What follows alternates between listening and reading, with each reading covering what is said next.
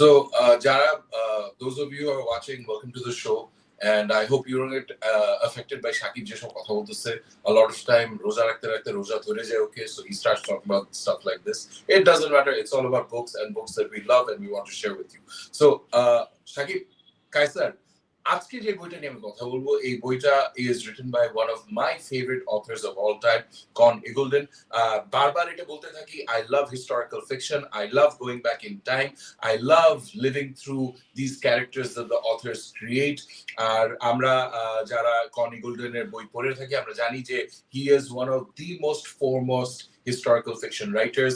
He's done entire series. In fact, ওর ক্যারিয়ারও শুরু করছিল by writing the Emperor series, যেটা হলো জুলিয়াস সিজারের যে গল্পটা ওটা নিয়ে। সো ও রোমের এই বিশিষ্ট ক্যারেক্টারকে নিয়ে একটা হিস্টোরিক্যাল 5টা বইয়ের একটা সিরিজ করেছিল দ্য এম্পারার। তারপর ও অনেক অনেক হিস্টোরিক্যাল ফিকশন অনেক ভেরিয়াস পিরিয়ডস অফ টাইমের জন্য করেছে। আমার favourite series of his is the conqueror series, যেটা হলো চেঙ্গিস খানের যে মঙ্গলস দেখে নিয়ে। He started off with Genghis Khan, he landed off last part হলো কুবলাই খানকে নিয়ে।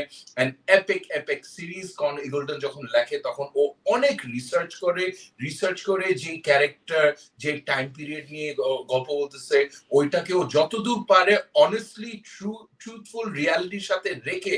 আসলে এইসব হিস্টোরিক্যাল ক্যারেক্টার্স তো শাকিব তুই জানিস যে এরা যে সব পিরিয়ড দিয়ে গেছে এদের কারণেই কিন্তু অনেক কিছু হয়েছে আমাদের হিস্ট্রিতে। পৃথিবী যেভাবে এখন যেই জায়গায় আমরা দেখতেছি এটা because of this characters in some way or the others. এরা টার্বুলেন্ট টাইমসে থাকতো, যুদ্ধ হইতো, মারপিট হইতো, পলিটিক্যাল ইন্ট্রিগ, থ্রিলার্স, এইগুলি সব আছে না।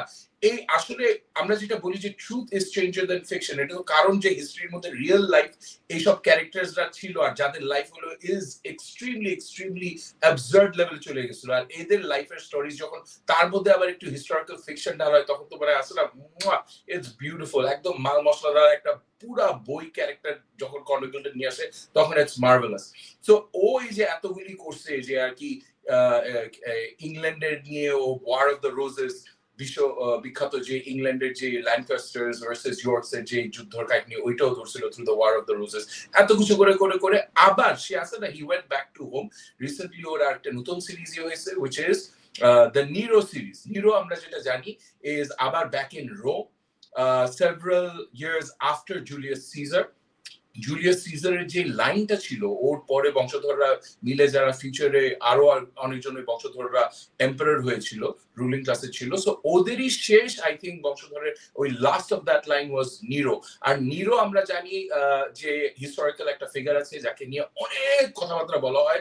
ইনফ্যাক্ট একটা খুব প্রচলিত কথা বলা হয় যে মানে Nero played the violin while Rome burned. এটা আমরা ইউজুয়ালি ইউজ করি যে যখন একটা বিশাল বড় ঘটনা হয়ে যেতেছে তখন একটা মানুষ যে কিছু করতে পারতো চুপচাপ ও কিছুই করে না, ও অন্য কাজের মধ্যে ব্যস্ত থাকে। সো এইটা আমরা জানি যে Nero was seen as this character, যে ক্যারেক্টারকে মানুষ বলতো যে ও খুব অলস, হি ওয়াজ ডিবচেরির মধ্যে ইনভলভ থাকতো, ও আসলে রাজত্ব কি হইতেছে রোমের আসলে কি কাহিনী হইতেছে ওইগুলোর মধ্যে he was far removed, he was too busy just doing his own stuff, he was lost his own sadistic pursuits, ও আসলে পৃথিবীতে কিছুই করতো না। সো এই যে এই একটা ভাবধারণ তৈরি করা হয়েছে এটা কিন্তু অনেক অ্যাকচুয়াল হিস্টোরিক্যাল যারা হিস্টোরিয়ানস ওরা চ্যালেঞ্জ করছে। কারণ দেখা গেছে যে নিরোকে common classes common people use to love him. So একটা মানুষ যদি আসলে এরকম মানে আসে না he use to be so sadistic যদি থাকতো আসলেই, ও যদি আসলেই সারাক্ষণ খালি নিজের মদ মাংস মেয়ে মানুষ নিয়েই যদি আর কি থাকতো তাহলে ওকে কমন মানুষ এত বেশি ভালোবাসতো কেন? সো রিয়েলিস্টিক ইয়েতে হিস্টোরিক্যাল ইয়ের মধ্যে দেখা যায় যে মেবি নিরো আসলে যেটা করতো রুলিং ক্লাসদের বিরুদ্ধে যেত, বড় লোকদের থেকে টাকা নিয়ে ও গরিবদের জন্য অনেক কিছু করে ফেলতো। তো এই জন্য বড় লোক যারা ছিল রোমের এলিট ক্লাস ওরা আসলে ওকে পছন্দ করতো না।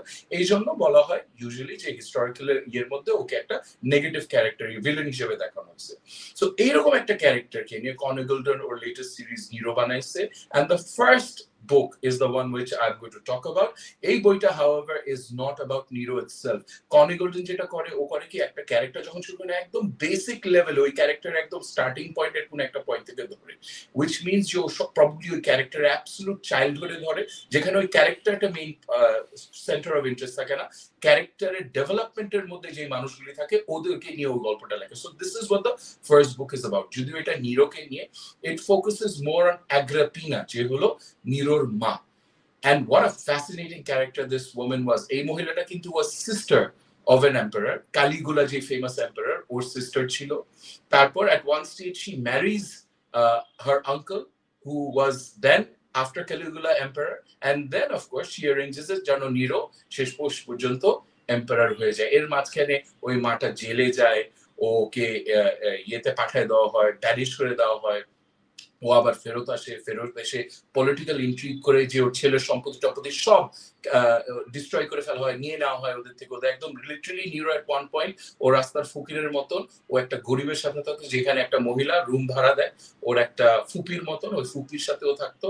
যে ওই মহিলা এতই গরিব ছিল যে ও আসলে একটা ঘর, ওই ঘরের মধ্যে আবার জায়গা ভাড়া দিত, একটা থিয়েটারের একটা কমন একটা কি একটা মার্চেন্ট ওদেরকে ঘর ভাড়া দিত। ওই রকম একটা পরিবারের মধ্যে নিরো ছোট ছোট করে বড় হয়েছে, মা থাকতো জেলে, এরকম একটা ঘটনা। So Nero, this first book, Con Eagleton, creates a fascinating starting of this journey. Just in a tumultuous times, Rome এইদিকে মানুষকে মেরে ফেলা হচ্ছে, যে Caligula is another villainous character in Roman history আমরা জানি। সো কিভাবে এই আগ্রিপিনা, কিভাবে এই সব ক্যারেক্টারসদের ভিতর থেকে করতে করতে করতে ও একটা ফাউন্ডেশন তৈরি করে with that intention যে আমার ছেলে একদিন সবকিছুর উপরে he will be the emperor। কিভাবে এই পলিটিক্যাল ইন্ট্রিগ এই ফ্যামিলিটা সার্ভাইভ করে, নিরো কিভাবে আস্তে আস্তে বড় হয়, আর এই যে এই ক্যারেক্টারগুলি এত রিচলি রিটেন, এত সুন্দরভাবে লেখা। দিস ক্যারেক্টার্স আসলে আছে না, ওদের কাছে মানুষ মারা ওয়াজ, আর মানুষ মরতে যে দেখা was a part of life. So ওরা একজনকে মার্ডার করতেছে, পয়জন করতেছে, আবার নিজেকে বাঁচানোর জন্য আরেকজনকে সিডিউস করতেছে। So rich rich rich fascinating একটা জার্নি অফ রোমান টাইমস। ওই সময় কিভাবে একটা মা তার বাচ্চাকে নিয়ে, একটা ফ্যামিলির ইয়েকে নিয়ে কিভাবে এগিয়ে যায় উইথ দ্য ইন্টেনশন যে আমার ছেলে একদিন এম্পারার হবে। So Nero is the book, and Con Iggulden খুব সুন্দরভাবে রিসার্চ করছে। He bases a lot of stuff. আর ও কিন্তু প্রত্যেকটা বইয়ের শেষে he has this thing of, ও ছোট্ট করে একটা ফুটনোট দেয়, যেখানে ও সুন্দরভাবে গুছায় বলে যে এই যে গল্পের কোন কোন পার্টটা আমি একটু লিবার্টি নিছি, আর কোন কোন পার্টটা আমি অ্যাকচুয়ালি জেনুইন ভাবে রাখছি। আর যেখানে ও লিবার্টি নিছে, ও কিন্তু ওর he gives a very solid rational reasoning কেন ওই ক্যারেক্টারটা ওইভাবে লিখছে, আসলে কি এটা এরকম নাও থাকতে পারতো, কিন্তু ও কি জন্য এইভাবে দেখতেছে। সো ওর ফুটনোটস গুলি পড়া is as interesting as the গল্প ইটসেলফ। আর once again he is done a fabulous job.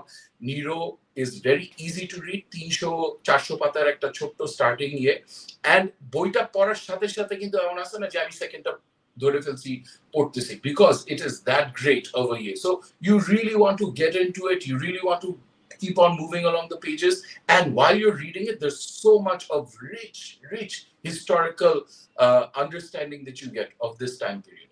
So that's it guys, Nero is the book that I'm recommending. যারা হিস্টোরিক্যাল ফিকশন পছন্দ করে, যারা রোমান কালচার অথবা ancient Roman culture নিয়ে, এম্পারার্স of Rome যারা নিয়ে করছে, যারা নিরোর যে ক্যারেক্টারটা, যে একটা মানুষ ও কিভাবে তৈরি হলো এটা নিয়ে, if you are interested then this is the book for you. Conn Iggulden খুব সুন্দরভাবে লেখে, খুব সহজভাবে লেখে। So if you are into historical fiction then you just want to get started on this book. Highly recommended for fans of historical fiction. যে মানুষের নাম আসলে এই কন ইগলটন, এই মানুষটা ভালো লিখবে, হোয়াট আ নেম। আচ্ছা না, you wish you had a name like that, Conn Iggulden. Immediately চোখের সামনে কিন্তু একটা ভাইকিং সোর্ড এন্ড স্যান্ডেলস পরে শিল্ড নিয়ে তোর মাথায় বাড়ি মারতেছে। আচ্ছা না, এক হাতে একটা মিট বলে না, মিট খাচ্ছে, আরেক হাতে রোস্ট, মানে যাতা আর কি, মানে the ultimate barbarian chief warrior, এরকম একটা ফিল আসে কন ইগলটন নাম শুনলে। মানে ওই তো হিস্টোরিক্যাল ফিকশন লিখবে এবং এসব গ্রেট অ্যামেজিং হিস্টোরিক্যাল ফিগার্স। ওর ওই তুই যেটা বলতেছিলি যে চেঙ্গিস খান নিয়ে যে সে মোটামুটি 37টা বই লিখছে, ওই 37টা বইয়ের প্রথম 3টা না 4টা আমি শেষ করছি, ওয়াজ ফ্যান্টাস্টিক, যেটা ছিল more about the rise of Genghis Khan. And then I think 4th বইতে সে মারা যায়, অ্যান্ড দেন ওর বাচ্চারা মারামারি শুরু করে সামথিং। ওখানে গিয়ে আমি লাইক যে ভাই বহুত ইসে মারছে, আমি আর পারতেছি না, I lost interest. But I remember দোস্ত, তোর এটা খুব পছন্দ, ইউ টকড অ্যাবাউট ইট আগে, তুই চেঙ্গিস খানের বই নিয়ে কথা বলছিস। আমাদের দোস্ত ইরিশ জাকের, ওর এই বইগুলো খুব পছন্দ, I think he read all of them. So ওইটাই, so I am very interested এই বইটা Con Iggulden Nero. I don't think I am gonna read it in the next 15 years, but 15 বছর পরে যদি আমার মনে হয় যে এটা একটা বই পড়তে হবে, তাহলে আমি definitely I am gonna check it out. Kaiser, আমি জানি না if you know anything about Conn Iggulden, so তুমি কি মনে হলো ফারুকের এই সেলস পিচ শুনে? ফারুক ভাই আসলে যেটাই পিচ করে I am always sold, because he is very convincing, he is very charismatic on whatever he Sage.